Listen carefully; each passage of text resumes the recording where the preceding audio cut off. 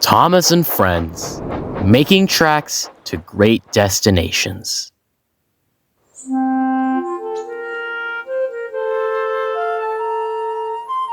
Dear Christopher, here is your friend, Thomas the Tank Engine.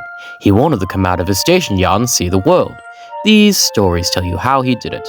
I hope you will like them, because you helped me to make them. Your loving, Daddy.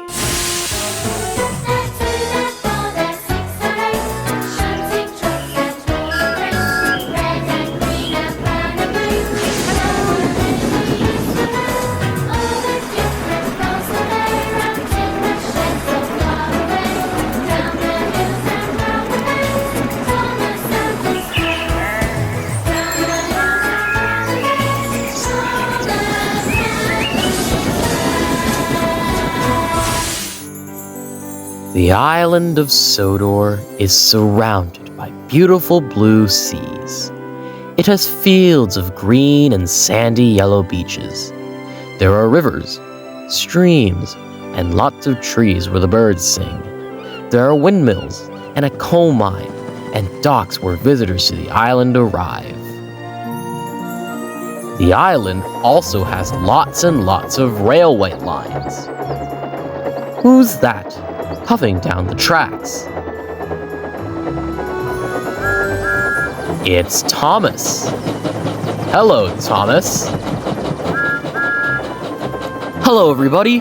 Welcome to the island of Sodor.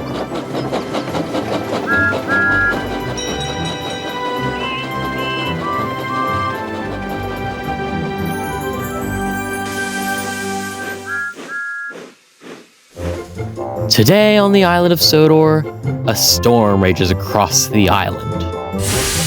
Next, Duck longs for travels far across the horizon. But first, let's see what's happening on Sodor.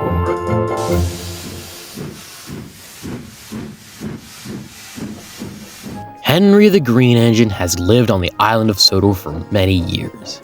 He wouldn't want to be anywhere else. He likes every part, from the fields filled with flowers to the white sandy beaches. But there is one place that Henry always enjoys visiting, more than any other. His driver knew this too. "Come on, Henry," he would sometimes say. "We've made good time today. We'll stop for a while by the forest." Henry loved it here. The forest was filled with broad oaks and tall pines.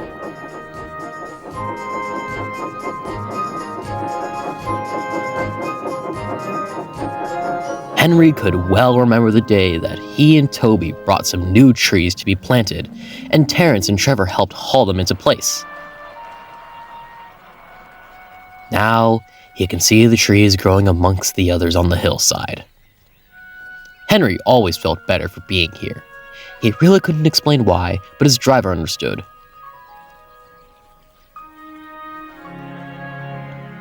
But one night, everything changed.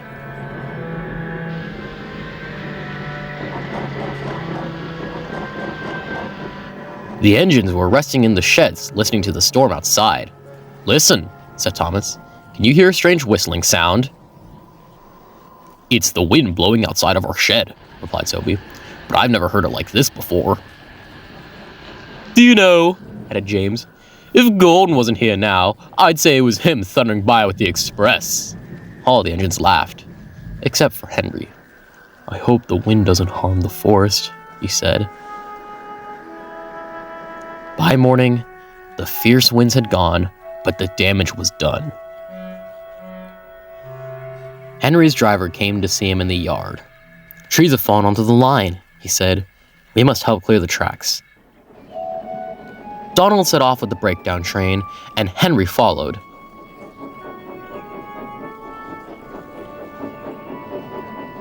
Trees lay everywhere.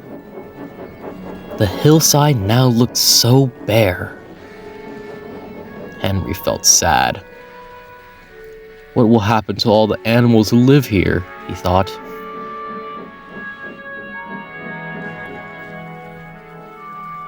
When Henry's flatbed was full of logs, he took them to the timber mill, where they would be turned into furniture and other things. Henry was glad the wood was being put to good use, but he was still sorry to lose part of his forest. "Oh dear," sighed Toby the Thomas. "I wish there was something we could do to make things better again." "Yes, indeed," replied Thomas. "But what? You can't mend broken trees." Toby puffed slowly into the yard. "Hello, Toby," said Sir Tom Hat. "You do look glum." "I'm sad about the trees," said Toby, "and so is Henry. The forest's a special place to him. Now, some of it's gone." "We'll soon put that right. I have an important job for you, Toby. I would like you to take some cars to the forest."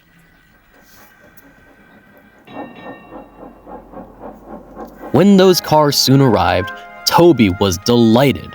They were full of happy, young, splendid trees, all ready for planting. "This is the best job I've ever had," said Toby happily. When Henry returned, he was most surprised. There was Terence and Trevor, busily helping the workmen clear the torn stumps and branches. "Look, Henry," called Terence, "we're beginning again.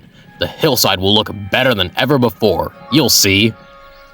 Now, Henry can see the new trees growing strong and tall, and the animals that were frightened away are coming back. Sometimes it is very quiet, and at other times, Henry could hear leaves rustling or birds' wing brushing the air. Often he can hear the distant sound of children laughing, and always he is happy here.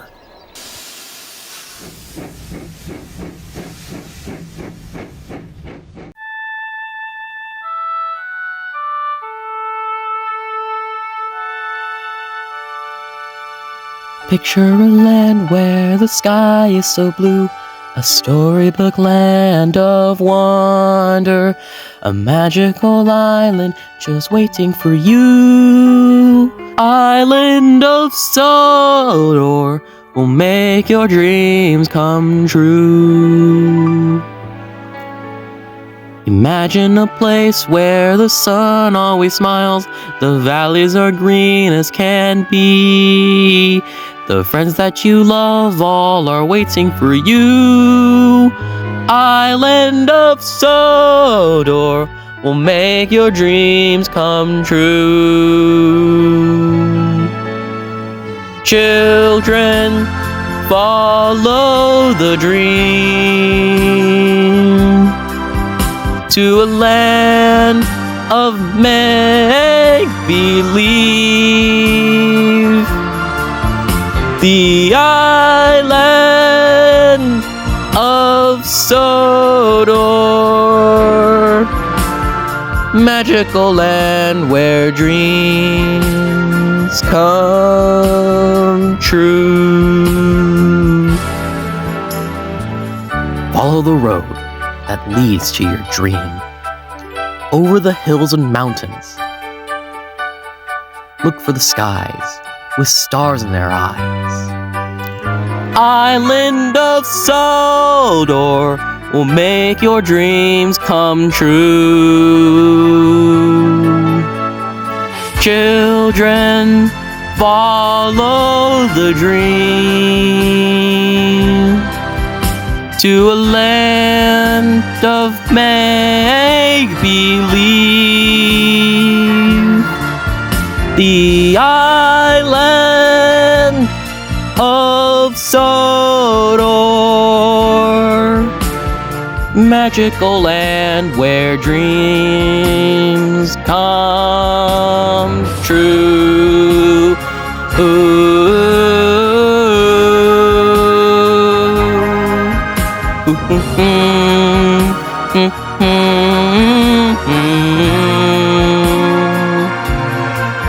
The island of Sodor, magical lands where dreams come true.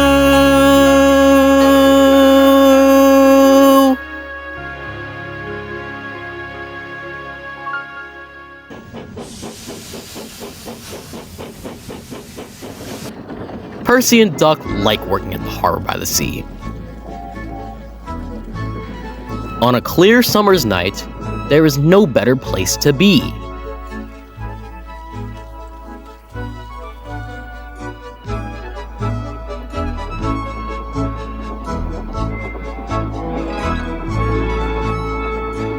The big ships bring passengers, cargo ship carries machineries and other things. Duck and Percy puff backwards and forwards with the crates of cargo that are loaded and unloaded by the quayside. One morning, Duck and Percy noticed that the horizon was packed with sails flapping against the blue sky. "I wish I could sail the faraway lands," sighed Duck. "Engines can't go sailing," snorted Percy, "because engines can't float." Duck still had his dreams. Suddenly, they were rudely interrupted. "Wakey, wakey," hovered Harold. "I'm looking at the boats," replied Duck. That's the regatta," whirled Harold. "Lots of boats, lots of races, great fun. I hover around in case I'm needed." Do you go over the horizon?" asked Duck. "Yes, and beyond." "I didn't know there was a beyond," whispered Percy. "Do you go to other places at sea?" continued Duck. "Certainly. I can land on ships, you know. Anywhere, anytime. Goodbye." Duck sighed. He went on talking about the regatta all day. Percy eventually lost all patience. "Well, Duck, I'd rather have my wheels on solid ground.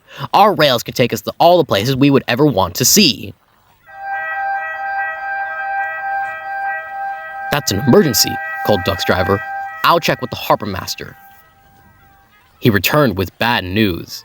"A man taking part in the regatta has hurt his hand. We're taking him to the hospital at the next station. Harold's bringing him in now. Come on."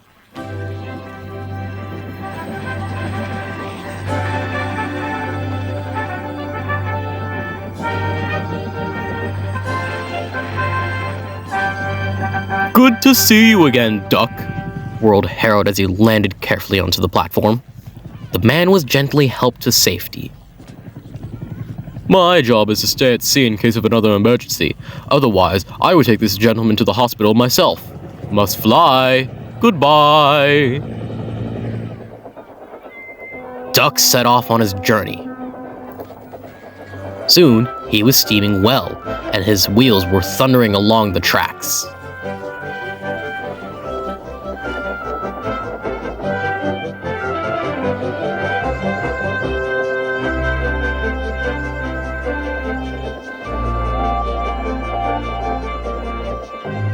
When they reached the station, the man thanked everyone, and Bertie got ready to take him to the hospital. "You look splendid flying along the line, Duck," growled Bertie. "No wonder they call you Great Western." Percy's right, Duck thought to himself. Engines are happiest when their wheels are firmly on the rails. That night, Percy and Duck stayed a little longer at the quay. The air was warm and the sea calm. "There's a shooting star," said Duck. "Don't be daft," laughed Percy. "It's Harold. Look, he's hovering overhead."